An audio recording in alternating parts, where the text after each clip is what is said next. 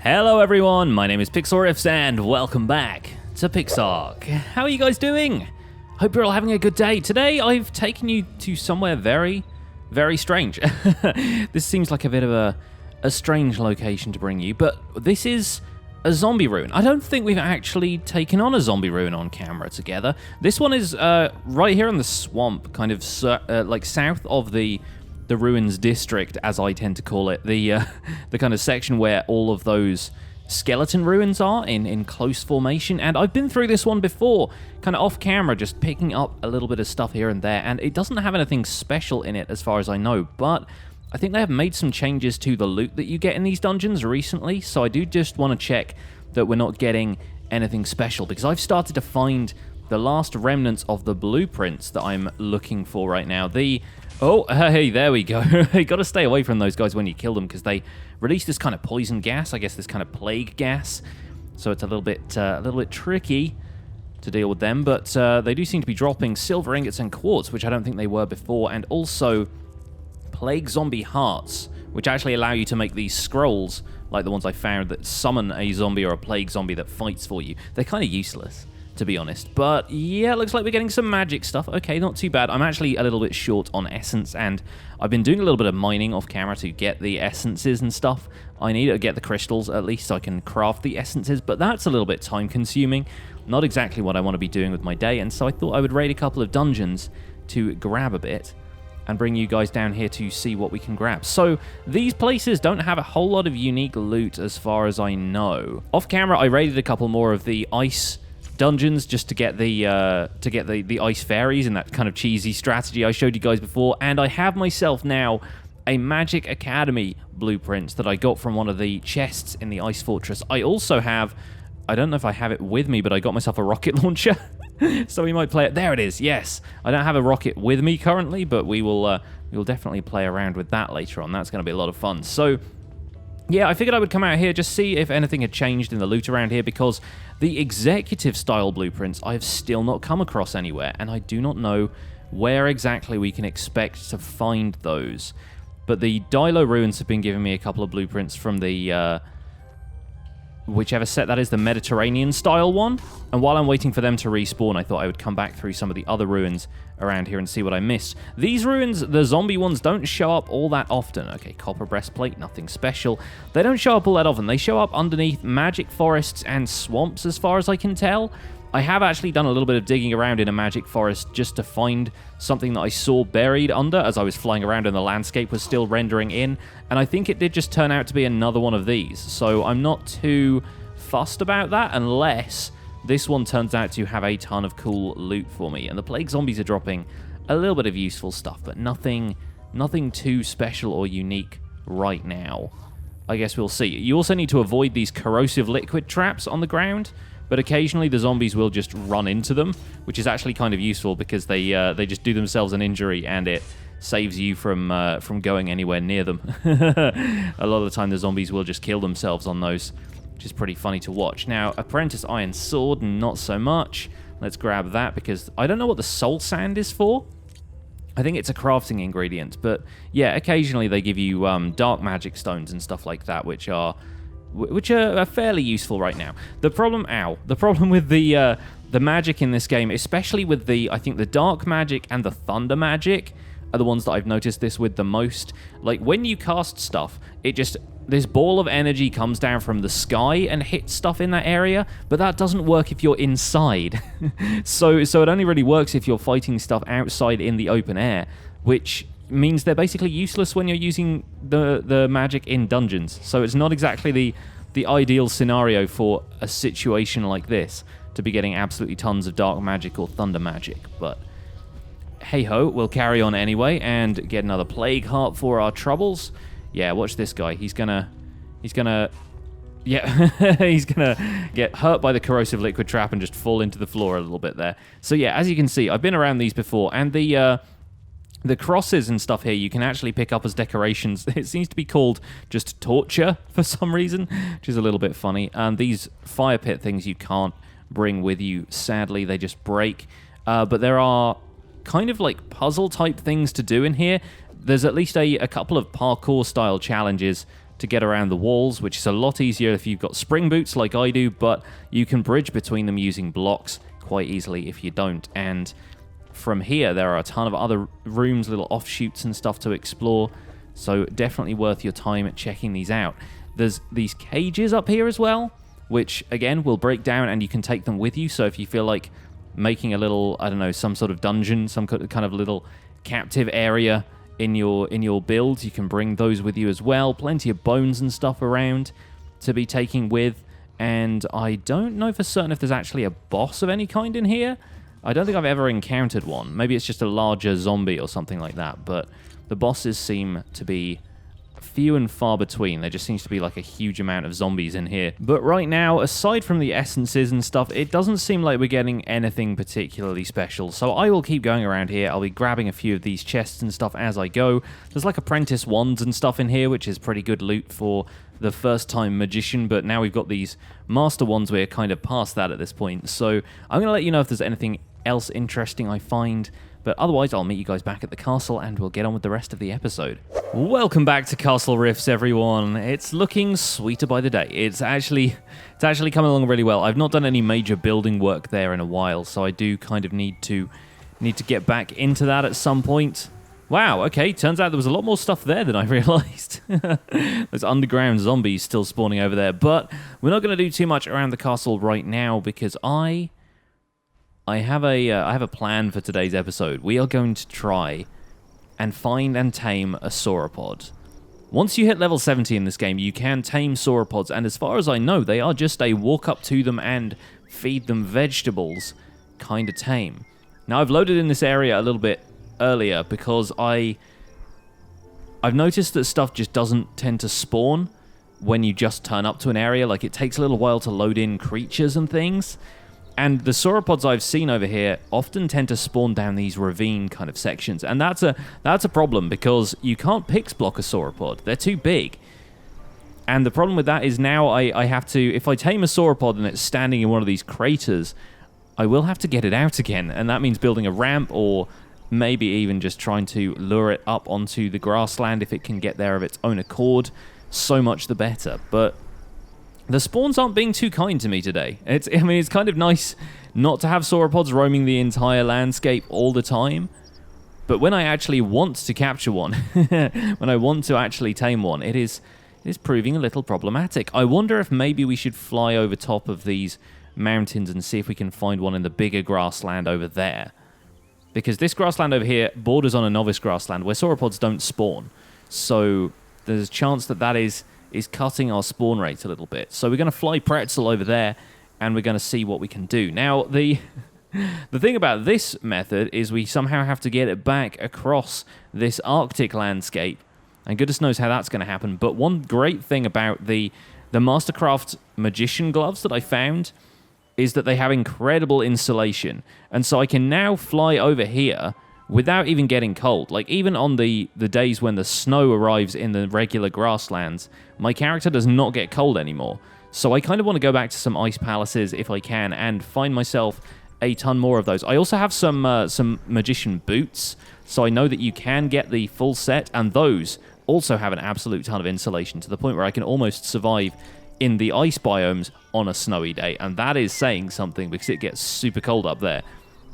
So a full set of magician clothes actually seems like endgame armor. Like, in terms of armor-wise, like in terms of the armor stats, the magician gloves actually provide more armor than the steel bone stuff. So it's pretty clear they intend the magic stuff to be the important part of this game, and the magician armor set is kind of endgame. I would really love to see them put in stuff like set bonuses for wearing the full set of a certain type of armor. Like if you have a full set of magician armor, you do more magic damage or something like that. If they do, it's not really advertised anywhere. You know, it's not like Terraria where if you put on a full set of armor and hover over it, it will tell you what the set bonus is. Right now, I am not seeing a whole lot of different effects from wearing a full suit of steel bone or anything like that. You don't get a massive boost to your armor rating or anything like that. But yeah, it'd be really cool to see the magician armor set actually do something to your magic ability. I was really hoping for a sauropod to spawn in kind of soon, but I've been flying around here for a little while, and it seems like they're taking their time. So I'm going to cut away for you guys just to spare you the tedium of waiting for one of these guys to show up, and I'll bring you back in once we spot one of the big guys from up here in the air. Finally! It's taken a while for this one to appear. You'll notice it's snowing now, and I am 100% fine. And everything here on the grasslands is trying to take itself out. Now, let's walk up to this thing and see precisely how many citronelles or truffles or whatever we're going to need to feed it. That's actually not too bad. That is, I was expecting it to be like the tiniest sliver, but that's not too bad. Do we want to stick with a level 14 though, considering I suppose it's the only one we've found so far, but maybe we can do better? I don't know. We'll wait around a little bit more and tame this one and see if any others show up that might be more worthwhile. And thankfully the hunger has kicked in, and we are so close to taming our first sauropod. I've got my eyes on another one as well. There's a male sauropod over there somewhere, if I can target. Yeah, level 37, so not too bad, but here we go. Sauropod Tame. Oh, this is exciting stuff. Right, now, what do we name this thing? Oh my days, I have not thought about this. Hang on. We're going to go with Jules for no real reason. But look at this. Jules the Sauropod. Finally ours. Oh, yes. Oh, I've wanted one of these for a while. Now, you can stay there for a second, Jules. We're going to go and see about getting you another friend to hang out with. There was another level 8 one around here a little while ago, but I'm not too interested in that one. I reckon the higher level, the better, usually applies. And this one we fed a truffle not too long ago, but should probably be getting hungry soon. The first wait after that truffle is always a long time, and then after that it just gets quicker and quicker as you go, so hopefully we shouldn't have too much longer to wait, and then we'll have a pair of sauropods, albeit on the opposite side of the mountains from our castles. So when we get back after having tamed this guy, I'm going to tell you guys a little bit about what I plan to do here.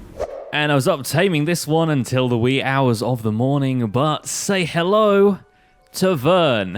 Jules and Vern. I kind of came up with that on the fly, but I like it. And these two are going to be kind of interesting because like I said, I don't really have a way of getting them back over the ice mountains in a particularly efficient way. Oh, we got to level up already. Awesome. Okay, let's put some into... Wow. I'm looking at the stats here. I'm like, there's a lot that we can do. We don't have a means to take them back over to the castle, but we might be able to put them to work here. And you literally kill stuff just walking around. It's crazy. And with one swing of the tail, shwa! Tons of stuff defeated, tons of resources gathered. The coolest thing about sauropods for me is the fact that you can have platform saddles on them. And you can have platform saddles on parasas and quetzals and maybe one or two other things. I think mantas have platform saddles too. But the thing I really want to do with those is build a house on these and have them be like stationary but mobile houses, if you see what I mean. Like you could have them be just kind of stuck in one place, but make it look like they could get up and leave any time, and have them integrated into some sort of more rural style village over here would be kind of cool. So essentially what I'm suggesting is that we start a separate build out here on the southern grasslands and make it kind of themed around having these sauropods be part of the structures of the village. I quite like this idea, and I'm not entirely certain if we're going to be able to pull it off, but in the meantime, we're going to be able to gather a whole ton of stuff. Look at the narcoberry yield already. That's pretty cool, man. That's pretty cool. These guys are like endgame gatherers, and they're really, really slow. But aside from that, they're pretty cool. And like I said, you just kind of... You stomp dodos as you walk around. It's not even part of, like... it's not even an attack that kills the dodos. There's one other sauropod left around here. I'm not certain if I'm going to tame that one or just wait for it to despawn and then maybe have another couple around. But these guys are going to be part of the tame cap, so we don't have... It's probably best if we're a little bit sparing about this stuff, but I like the idea of having live sauropods just have like dwellings on their backs and have them kind of stick around like this. But the idea being that, oh great, I'm getting stuck on this other one. Do you mind, mate? Excuse me, back up. backup. I have not seen these guys ever, like, fight between themselves. I'm fairly certain they are peaceful and herbivorous most of the time, but yeah, I don't want to make this one angry. So, yep, it's already trying to have a go at that coyote. Yeah, how about we back off from you, matey, and I think we're going to try and just stay out of the way, if we possibly can. They are intimidating as all heck, though. Right, so we're okay. One of the other things I was thinking was you could have it in a ravine over here like this, and if the ravine was shallow enough, then you could build a bridge on its back, but that does mean walking one into a ravine and kind of committing to the idea that it's going to stay down there. But it'd be really neat just to have a house or a bridge type construction just like slot into place on top of a sauropod's back, but in the middle of a ravine. I just think that'd be the coolest looking thing. And then you could see the head and tail of the sauropod on either side. It's got some appeal to me right now. So I'm going to scout a location for maybe trying that out, and then maybe build a ramp here and there so that it could get in and out of the ravine if we decide it's not a good idea. But just with a single flick of the tail, all those dodos and fireflies and all the other small fry in the area just insta-killed. That's pretty cool. I gotta say, that's pretty neat. But now we've got one that can stand still. Let's at least measure the height of this so we know what sort of height we're working with. So let's go 1, 2. Try and build up the side here. Oh, I guess we can't, right? 10, 11, 12 to about the back. But I don't know how much higher the platform saddle is going to be. So you need to find a ravine that's probably around 12 to 15 blocks deep at the point where you want the sauropod to stand. This is an interesting project. I reckon these might even be a little bit too shallow in spots, but maybe about, like, say, here. Maybe if you carve away some of the ground at the bottom here as well, and just have the sauropod stand there and be a bridge. That would be super cool. I'm kind of interested to see how this might work now. So maybe we will ride either Jules or Vern down into there, and they can be a bridge for this little community I have in mind. What do you reckon? Let's give it a try. The problem I have found, though, the minor inconvenience, is that one we haven't tamed yet? Is it on the other side of the world border? Oh, you need to come through and join the club. Why is... Oh, hi. Hello, coyote. Didn't see you there. Excuse me. That thing did 6 damage to me. Man, my armor set is good now. Hi there, friend. Level 38. Oh, you would be, wouldn't you? Of course. Suddenly, one comes through from the other side of the world border, and it's a level higher than the other ones I've tamed. Well, no worries. Let's get back to Jules. Now, the thing is, unfortunately, you have to be level 80 to make a sauropod platform saddle. And I'm only level 77, so I am going to have to earn a couple of levels before we can bring this idea to fruition. And I would rather make sure I get there before we actually road test this thing, just to make sure it's, you know, possible and everything. So what I think we'll do is we'll make saddles for these two for now. We'll put them in position, and then I need to do a fair bit of leveling up. But I'm quite committed to this idea. I think it sounds pretty cool, and obviously, like, we haven't quite finished the work on the castle yet, but that can wait. Can we make another? Yes, we can make another sauropod saddle. Fantastic stuff. And I don't know if I've actually found a sauropod platform saddle in any of the loot chests that I've picked up around the world, so I might head home to the castle briefly and check that out. But oh boy, oh boy, oh boy, oh baby, we have 2 sauropods. That's more than I ever thought I would get in this game, to be honest. So I'm pretty happy today. Hey, there we go. We do have one. Before level 80 and everything. Wow, okay, I think we got that from a boss drop or something like that. I forget exactly where we got it. In one of the ruins, I imagine. But, wow, that means we can actually give this a try this episode. Very cool. All right, let's hop back over there. I'm going to have to take a Pteranodon over there because flying by Quetzal is tragically slow, unfortunately. But no worries. Oh, and there's a big one here now as well. You're a level 2? All right, buddy. I think you can stay there and despawn for a bit. In the meantime, we're going to head over to what I'm probably going to call, as a working title, Sauropod City. And we will see how we get on. What are these Quetzals looking like in terms of levels? How is this one automatically unconscious? Well, that's an opportunity I have to take up, isn't it? What happened to you, my friend? Tameable by anyone, it says. Yeah. How did you fall unconscious? Bizarre. I've no idea. Maybe it got zapped by a nearby flower or something, but it fell right into my taming pen. I did absolutely nothing to cause that. That has just sort of happened. Okay, never mind. You can stay there. Are we seriously taming like all of the giants in this episode? Goodness knows. Right. Okay. Well, it is once again a little bit snowy, but not to worry. We can pop a saddle on one of our friends over here, and the Sauropods are certainly roaming around this place now. So this is going to be Sauropod City. Wow. What level have you got? What level are you? Level 20? Okay, not too bad. Not too bad. I'm still on the lookout for something that's a really high level, maybe to use as a more permanent gatherer type dino, but they are coming out all over the place now. There's our ones over there. There's the level 38 one seems to have wandered in from the area it was at before, so not too bad, but here they are. Here they are, my babies. Oh, my beautiful pair. Vern, buddy. We've got a saddle for you, my friend. Now let's check this thing out. Let's not stand on top of here just in case we glitch through it or something like that. Let's open up your inventory, which is what I'm trying to do. Excuse me. There we go.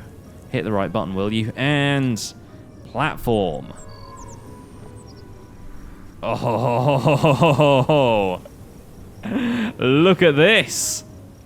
What, my friends, is this? This is incredible. All this space that we can build stuff. Apparently we can't place dirt and regular blocks like that. Interesting. But you can presumably place walls and stuff. I've got some western wood floor here. Let's give this a try. Yeah. Oh. Oh, yes. Okay, right. Let's take a quick look at this. How's the weight looking? 122. I need to do some testing of this kind of stuff. So we put down 8, 9, 10 blocks, 122 it was before, 120.3. Okay, so yeah, these really don't weigh a whole lot. I assume once they are placed, they weigh about as much as they did in your foundation. Okay, this is a weird glitch that happens with the western wood floor blocks. They seem to have these things appear inside them a lot of the time, and then eventually that's just a visual bug. It doesn't it doesn't stay there. But that's also really weird because it's moving. Oh, that's making me slightly seasick. Yeah, see, there you go. They disappear after a while, but you do occasionally get these things like disappearing and appearing whilst you're placing the blocks as you walk around. This is weird, but look at that. We can make a bridge in here with that. I reckon we can. I think that's gonna be pretty straightforward. So I'll walk Vern down into this ravine. And this is actually going to fit really well. Oh my gosh. Look at that. Yes, we can make a bridge on this. No problem.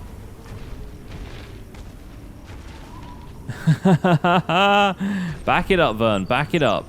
Flatten yourself out a little bit. Yeah, we're going to have to create a sort of flat area down here.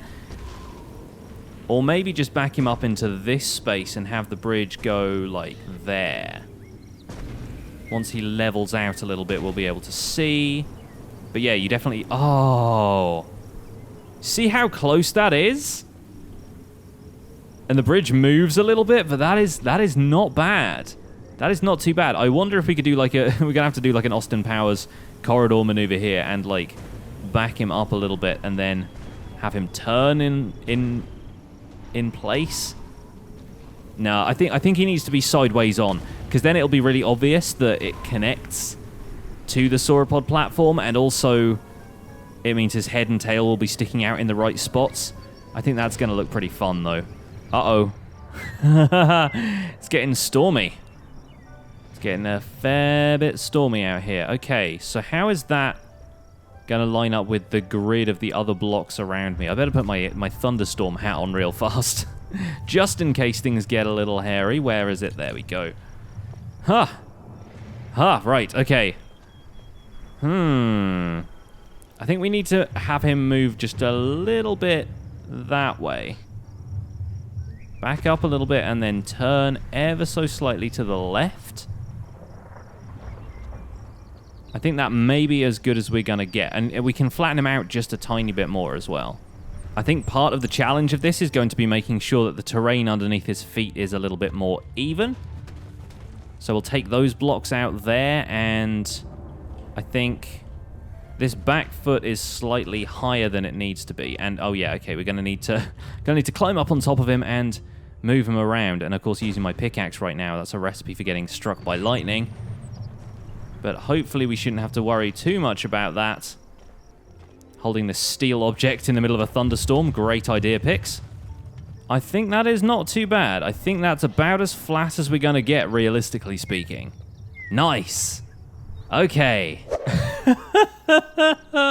So as bridges go, this is not bad. This is actually not bad. I mean, as you saw just then, occasionally he squats a little bit and does his business, but aside from that, it's sort of a functional bridge. I mean, you can run straight across it like that, especially if you get the timing right. Like, obviously, when it creates a bit more of a dip like that, it gets a little bit glitchy to run over.